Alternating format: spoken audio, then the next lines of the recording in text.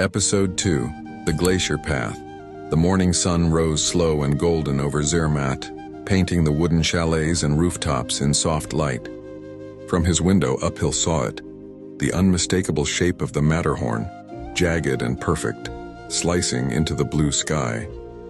It looked less like a mountain and more like a thought, sharp, impossible, and timeless. He stood there for a long while before whispering, "All right, old friend. Let's see what you've got to teach me."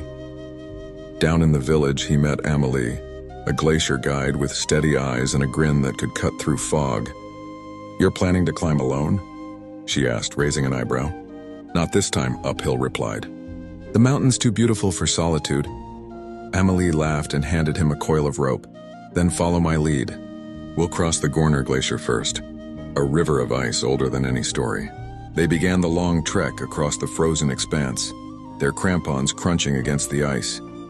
The glacier groaned beneath them, alive with ancient movement, cracking its sound, whispering secrets from deep within. "People think glaciers are still," Amelie said. "But they move, slow as breathing, strong as memory." Uphill nodded, like the heart. The sun was fierce and the ice glowed pale blue beneath the surface. They moved in silence, tied together by rope and trust, weaving between crevasses so deep the light turned to shadow before it touched the bottom. Hours passed. At one point, Uphill stopped and looked out across the valley. The wind carried the faint sound of bells, goats somewhere below maybe. And for a moment he felt suspended between worlds, one of rock and ice, and one of life and warmth. "Do you ever get used to this?" he asked. Amelie shook her head. "Never. If I did, I'd stop climbing."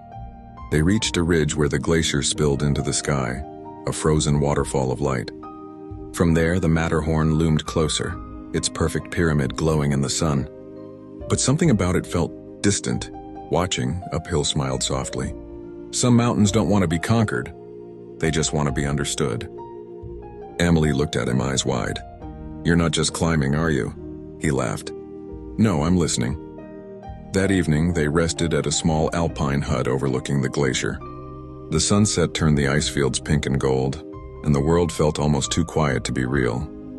Amelie handed him a cup of tea. "You'll go on to other peaks, won't you?" "I will," he said. "Every mountain has a story. I just need to hear them all." She smiled. "Then listen well. The Alps remember everything." As night fell, Uphill sat outside under a scatter of stars, the glacier gleaming faintly in the moonlight. He thought of Kinder Scout, of the hills that began it all, and of the strange journey that had brought him here. Across countries, across silences, across time.